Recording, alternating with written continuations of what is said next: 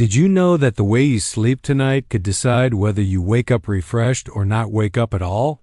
I know that sounds dramatic, but stay with me. Every night, millions of people lie down in bed thinking they're giving their brain a break. But what if instead of healing, your brain is slowly starving just because of how your head hits the pillow? Let me ask you something. Have you ever woken up with a strange numbness in your arm, a pounding headache, or a wave of dizziness you couldn't explain? Maybe you chalked it up to age or a bad dream. But what if your sleeping position was quietly putting pressure on your arteries, blocking blood flow to your brain, and silently increasing your risk of stroke? I'm not trying to scare you, but as someone who has spent years studying the brain, I've seen far too many patients suffer, not because of what they did during the day, but how they slept at night. In this video, we're going to explore the most dangerous sleeping positions, habits you might have had for decades without knowing they could be hurting you. But we're not stopping there. You'll also learn how small changes in the way you sleep can protect your brain, your heart, and your future. So, if you or someone you love is over 60, this video might just be the wake-up call that changes everything. Drop a 1 in the comments if you sleep on your side, or a 0 if you sleep on your back or stomach. And don't forget to subscribe to Health 365. We're here to keep your brain sharp and your body strong. Now, let's talk about the first sleeping habit that might be doing more harm than good. Let's start senior health tips with a sleeping habit that seems harmless, but could be silently dangerous. Lying on one side all night without switching. It might feel cozy, especially if you found your side after years of habit. But here's what many people don't realize. When you stay on one side for too long, you can actually compress the carotid artery on that side of your neck. That artery is a major highway for blood going to your brain. When it's squished for hours, the brain on that side might not get the oxygen it needs. I once had a patient, a 6-7-year-old man who always slept on his side. He'd wake up almost every morning with tingling in his arm and half of his face feeling numb. He thought it was just poor circulation. But when we scanned his neck, we found plaque buildup in that carotid artery, just enough that when he slept on it all night, blood flow dropped significantly. He was at serious risk for a stroke. All because of a position he thought was safe. Even if you don't have artery blockages, lying on one side too long can still affect your nerves and circulation. You might notice that your arm falls asleep more easily or that your hip aches more on one side. Those are warning signs. So, what can you do? Try alternating sides through the night or place a supportive pillow behind your back so you're less likely to stay stuck on one side.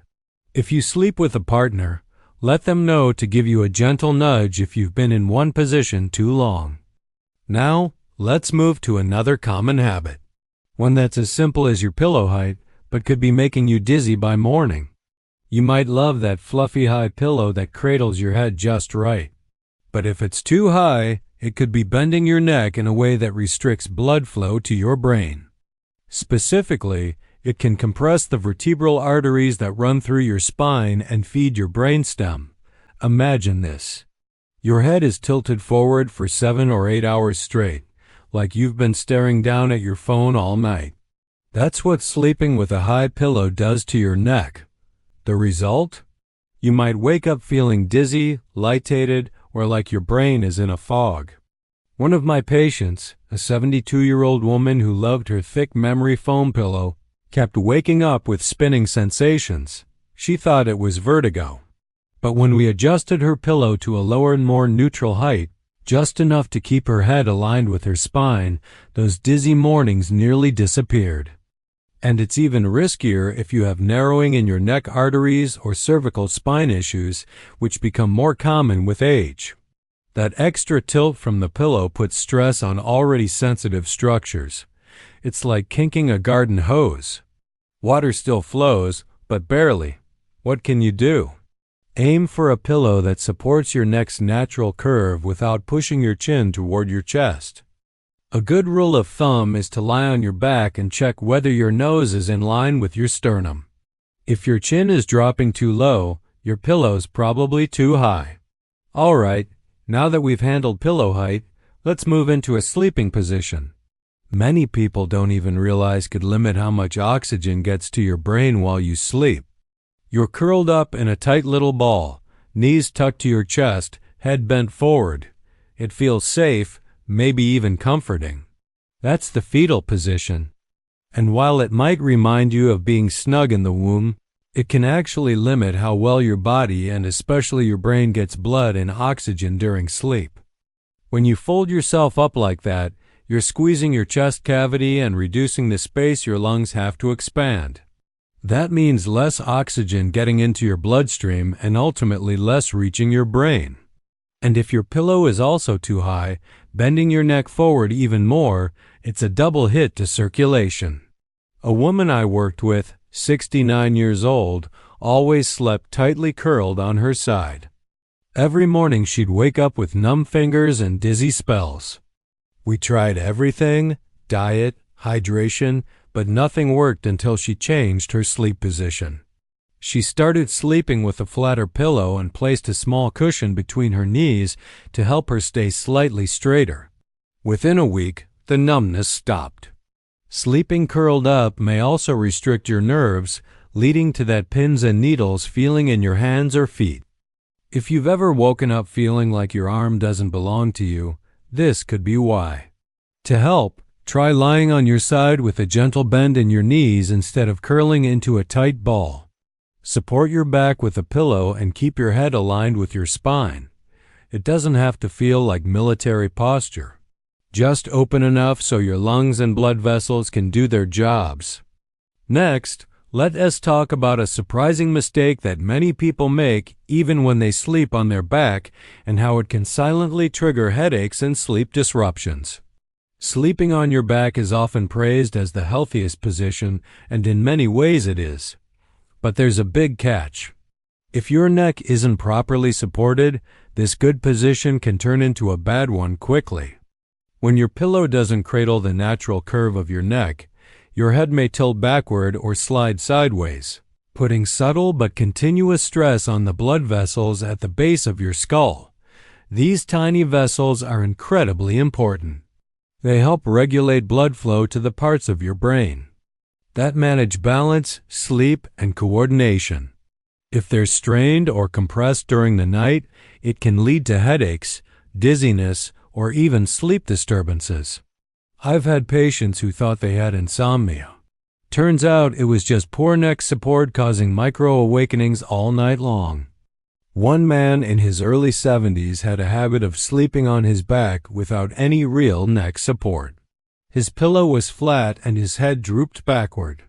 He'd wake up exhausted with a tight feeling at the base of his skull. We switched his pillow to one designed for cervical support, just enough to keep his head and neck aligned. Within days, his headaches began to ease and his sleep improved dramatically. If you're a back sleeper, take a moment to feel how your head rests on your pillow. Look for a contoured pillow that fits the curve of your neck, keeping your head in line with your spine. This simple shift can make all the difference, especially if you've had issues with blood flow or minor strokes in the past. Now, let's explore a position that's especially risky, not just for your brain, but for your heart and lungs too. A sleeping position that many people turn to for comfort, especially when dealing with back pain, but it's actually one of the worst for your brain. Sleeping on your stomach. It might feel like you're relieving pressure on your back, but the cost is high, especially for your neck, heart, and lungs. When you sleep on your stomach, your head has to twist to one side, and it stays that way for hours. This constant twisting can compress the carotid artery, the main blood vessel that carries oxygen-rich blood to your brain. I had a patient in his mid-60s who always slept on his stomach, thinking it helped with his snoring. Over time, he started experiencing early morning chest tightness and brain fog. After a detailed checkup, we discovered that his stomach sleeping habit was straining both his neck and his breathing. His blood pressure was high and oxygen flow to the brain was lower than it should have been during sleep. This position also puts pressure on your chest, making it harder for your lungs to fully expand. Less oxygen in your bloodstream means less oxygen reaches your brain. If you already have high blood pressure or hardened arteries, this lack of oxygen can be especially dangerous, raising your stroke risk significantly. If you absolutely must sleep on your stomach, try placing a thin pillow under your hips and using no pillow or a very flat one under your head. Better yet, train yourself to sleep on your side or back. It might take time, but your brain and heart will thank you. Next, let's uncover a strange habit that might seem harmless, even cozy, but could be turning your bed into a silent trap for your brain overnight. Here's a habit that feels cozy on a cold night, but could be silently putting your brain at risk. Sleeping with your head completely under the blanket. It sounds harmless, even comforting. But when you pull the covers over your head, you're trapping exhaled carbon dioxide and limiting fresh oxygen intake that creates a mini greenhouse of stale air. Exactly the kind of environment your brain doesn't want while it's trying to rest and repair. I once spoke with a 70-year-old man who liked to hide under his blanket during winter. He said it helped him fall asleep faster, but every morning he woke up groggy and sluggish. When we measured oxygen levels in his bedroom and under the blanket, it was clear the CO2 levels were significantly higher beneath the covers. His brain was working harder to function on less oxygen. Low oxygen or hypoxia thickens your blood and increases the chance of forming clots, especially during sleep. When circulation naturally slows, this raises your risk of nighttime strokes. Plus, high carbon dioxide levels can disturb sleep quality and cause morning headaches or confusion. To stay safe and warm, use a layered blanket system and keep your nose and mouth exposed to fresh air. If your room is cold, consider a heated mattress pad or a breathable wool blanket instead of burying your face. Your brain needs oxygen more than warmth. Now, let's take a closer look at a habit that might seem harmless. Falling asleep in your favorite recliner, but could quietly threaten circulation, especially in older adults. Something that feels relaxing, even luxurious, falling asleep in a recliner chair. Maybe you've dozed off during a late-night movie or taken your afternoon nap in that favorite seat. But sleeping in a semi-sitting position night after night can quietly increase your risk of dangerous blood clots, especially if you're over 60. Here's why. When your legs are lower than your heart for hours, gravity pulls blood downward, slowing circulation in your lower limbs. This makes it easier for blood to pull and clot, especially in deep veins, a condition called deep vein thrombosis or DVT. If one of those clots travels to your lungs or brain, it can be life-threatening. I remember a patient 74 years old who slept in his recliner every night because of back pain. He felt more comfortable upright. But after a few months, he developed swelling in his left leg and shortness of breath. A scan revealed a clot had formed in his calf and moved to his lungs. He had no idea the recliner was the culprit. Even if you feel fine, this position also reduces blood flow back to the heart and brain. That means less oxygen delivery and a higher stroke risk over time. It's especially risky if you sit still for long periods and don't move your legs.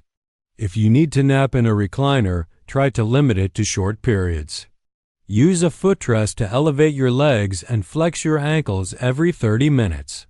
But for overnight sleep, the best place is still your bed, flat, supportive, and made for recovery. Next, let's talk about a side that seems harmless, but may quietly increase brain toxin buildup while you sleep. Now, here's something surprising. Not all side sleeping is created equal. While sleeping on your left side may have some benefits, consistently sleeping on your right side might do more harm than you think.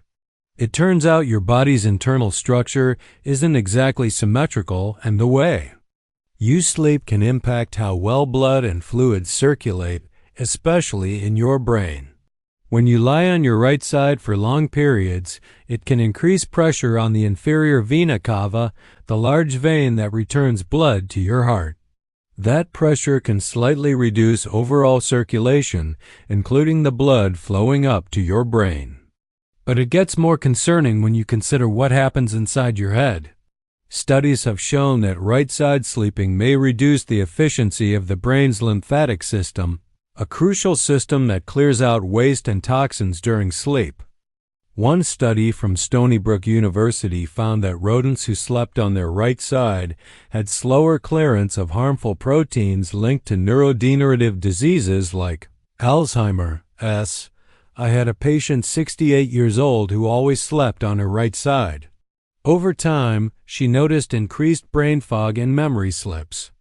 After discussing this with her neurologist, she gradually shifted to sleeping on her left side with a body pillow. Her mental clarity improved in just a few weeks. If you're a dedicated right-side sleeper, try alternating sides or use pillows to encourage a more balanced position. Supporting your top leg and shoulder can help make the left side feel just as comfortable. Now, let's look at another hidden danger. Cold air and poor neck support that could quietly shrink your brain's oxygen supply overnight.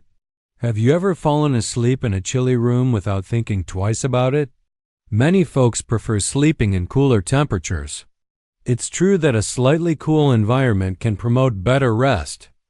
But when your neck isn't properly supported and the room is too cold, you might be setting yourself up for a night of poor circulation and even higher stroke risk. Here's the science behind it. Cold temperatures cause your blood vessels to constrict, a natural response to preserve body heat. But when this vasoconstriction happens around your neck and head, it can limit how much oxygen-rich blood reaches your brain. If your neck is also unsupported, those vessels might be slightly kinketted or stretched in ways that make things worse. I once had a patient, a 66-year-old woman, who loved sleeping near an open window, even in winter. She'd often wake up with a stiff neck and throbbing headaches. After adjusting her sleeping setup, adding neck support, and warming the room slightly, her symptoms reduced significantly. The key here is balance. A room that's too cold, combined with poor posture, can become a silent threat overnight. Your muscles tense up, circulation slows, and your brain doesn't get the oxygen it needs to stay healthy. So what can you do? Keep your bedroom around 65°F, but use a light scarf or soft neck wrap if you tend to get chilly. Most importantly, use a pillow that supports your cervical spine. You want your neck to feel gently cradled, not strained. Sleep isn't just health 365 rest. It's when your brain does its most important work: recovery, repair, and renewal. But here's something many people overlook. The way you sleep can either support that healing process or quietly interfere with it. The position of your head, the angle of your neck, even the side you sleep on, they all matter more than you think. The best part, you're in control.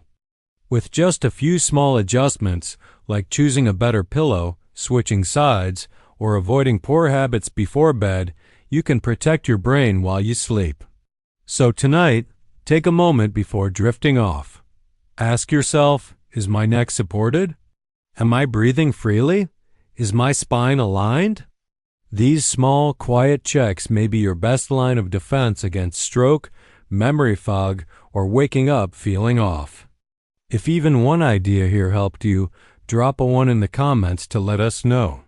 And don't forget to subscribe to Health 365 for more brain-smart sleep tips that help you live stronger, age better, and protect your most vital organ, your brain. Sleep well, friend. You truly deserve